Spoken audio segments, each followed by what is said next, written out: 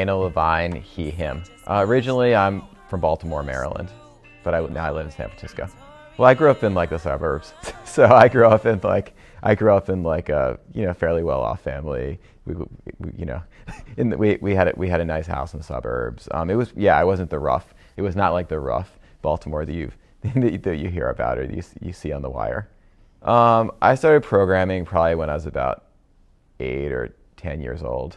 Well, I just thought computers were really cool, and when we got our first computer, the first thing that I did was I accidentally destroyed the operating system, and then had to figure out how to fix it. Well, I was probably more like 10 or 12 at the time.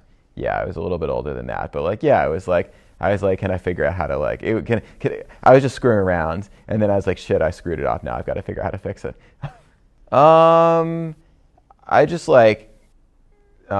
I just kind of started playing with computers, and I learned about BASIC a little bit, and then I just started. I don't know. By the time I was in high school, I just kind of started programming because I thought it was cool and it seemed like something that would be fun to do. Yeah, I always knew that I was going to have a career in the tech space from the time I was little. I read books about all of the pioneers of Silicon Valley, and I always wanted to get into it. I just thought what they did was so cool. It was just building things. Being able to build things was just so cool to me. The fact that I could with nothing, with just some tools, I could build something that other people could use, interact with. A lot of my family has been artists, and it was a very different thing, but for me that was kind of my art, was figuring out how to build these computer programs. When I was a kid, by the time I was high school, I was building games, building little screensavers, things like that, just screwing around with graphics. It was just fun, just to make people happy and show them cool things, was just really neat. Well, I just knew I really wanted to do it. I mean, honestly, to be fair, I feel like I had a lot of aptitude. I came from a family that was very supportive of my goals. So yeah, I just sort of it was hard. There were things I didn't know how to do, but I always just knew what I wanted to do, and that was always enough to be able to just to get through it and to figure out how to do things. I remember in high school, it was we were programming on old Macs, and I was trying to figure out, well, how do you do mouse movement, and it was tricky, but I figured it out. It was always just so rewarding to solve problems. That's always the way I've operated. I wanted to solve problems, and then it's sometimes it's not even as much about creating the thing at that moment. It's just can I solve this problem? Can I get through this problem? And then once I get through it, then I can just kind of continue. And that's always been the rewarding thing. It's just solving problems. Yeah, I mean, I'm pretty determined when I set my mind to something. Yeah, and I knew I wanted to work in tech. I knew I wanted to work at certain tech companies, and then I just kind of had to figure out how to make that happen. What makes technology? I think it's that you look at our environment, and we've destroyed our environment pretty much. We're very close to that, but technology gives us a way to get out of it. A lot of the problems that we don't know how we possibly can solve, it's the only way to solve that is by developing technology that will allow us to get around it. Technology is just critical if the human race wants to survive. Yeah, well, I mean, I have a good friend, definitely with respect to Emergent Works. I have a good friend, Francis, who we've been friends for a long time, and he's always telling me about the social stuff he did. And around the last election, he did a lot of volunteering and talked to me about doing a lot of volunteering. And I've done volunteering, I'll work at soup kitchens and things like that. But I always kind of wanted to do more. It was kind of itching me. I've been successful in my professional career, and it's I've wanted to help and wanted to do more. And then Francis told me he was mentoring. I was just oh, I've got to do this. I've got to figure out how I can get involved. So he gave me the information, and I reached out. Yeah, I feel like I wanted to give back, because I can give. There are lots of ways that one can give back, but for me, it's giving back in a way that I feel it's using my skills. And I've helped out nonprofits before, building web technology for nonprofits. But being able to mentor someone who hasn't really had the opportunities that I had, that's just been so. That just seems really important, and it seems like something that that everybody should do.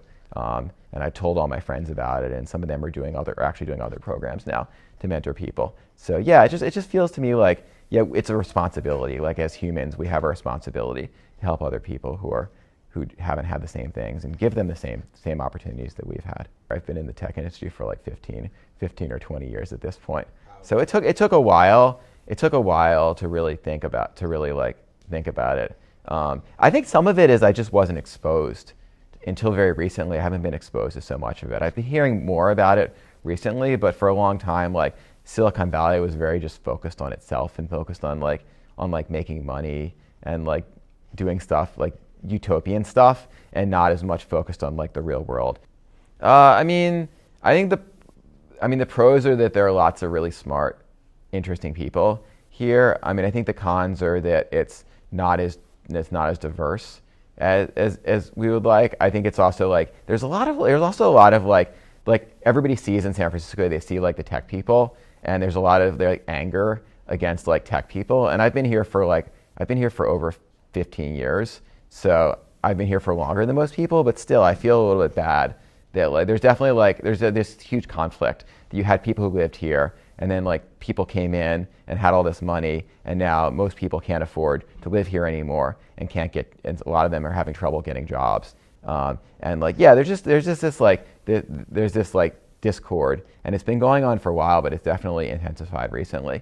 And like, it's like we need to figure it out. I think it's something that like needs to be figured. And it's one of the richest cities in the world, and we have people sleeping on the street. Like that's not right. We should figure out a way to help those people. Yeah, I feel like a lot of people, like my experience, at least having talked to people and having done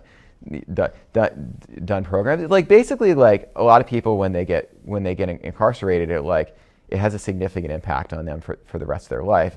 It's like harder for them to get jobs. Like it's just like I think it beats you down too to some degree. Like, and if you don't get like help like immediately afterwards, like stuff like this, like you're not going to be on the same trajectory as you might have been otherwise. So I think mass incarceration is really bad, and I think it's something that we need to figure out a solution to. Yeah, it was just it was really nice working with a mentee. Like I guess I had two mentees. I'll talk about like Giovanni, who was the second mentee. It was just like he was very lively guy, and he just like you could tell he had a lot of passion. And it was just figuring out how, but a lot of it was figuring out how to like, he knew certain things, but he didn't have any experience with coding, and it was figuring out like how do you put things in terms that he can understand that like make sense to him. So I think that's the hard thing for a lot of people programming, is they say I want to learn how to code, and it's really like how do you make it relevant to them? How do you teach them how to do things that are interesting to them that they can get into right away? A lot of the mentors wanted to like dive into like writing code, like writing JavaScript like right away. But the problem is that for like a lot of people who don't have experience, that can be very off-putting, because they don't really understand that. They haven't. It's almost like a completely new way of thinking. So what I started doing was starting with HTML and starting to teach them how to build websites. And it felt that like by starting out with like something it's a little more tangible, it's like you do this and you have a website.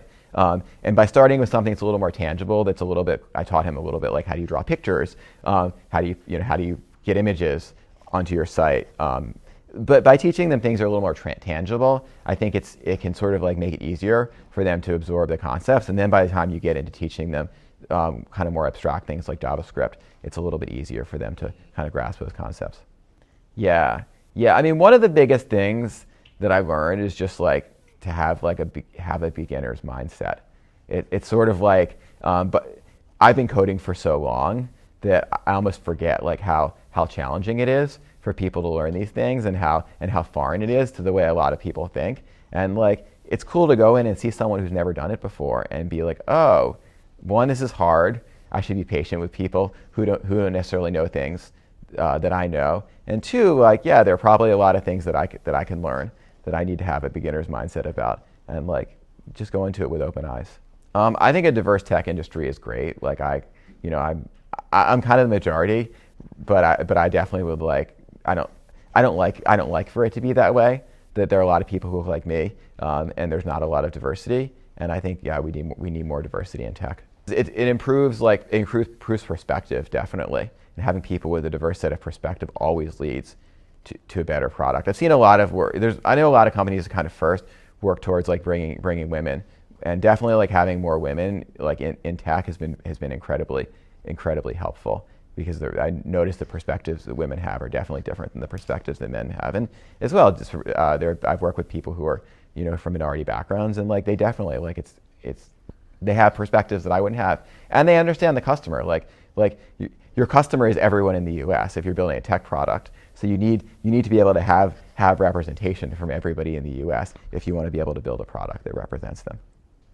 Yeah, well, I mean, technology can make it easier for a lot of people to get involved in tech. Like there's so much online learning now, and it's just amazing. Like I'm doing a course online right now, and I've been hearing about people in all different countries like learning online, and it's actually pretty amazing. And I think that by figuring out ways to scale technology and scale education, we can bring like high quality education to so many more people. And I think that's just like Khan Academy and other programs like that. It's just there's so many opportunities.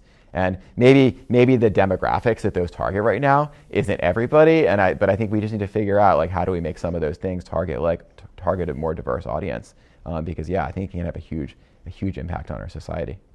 Because I think there's fear that's like that people think that maybe they're bad somehow.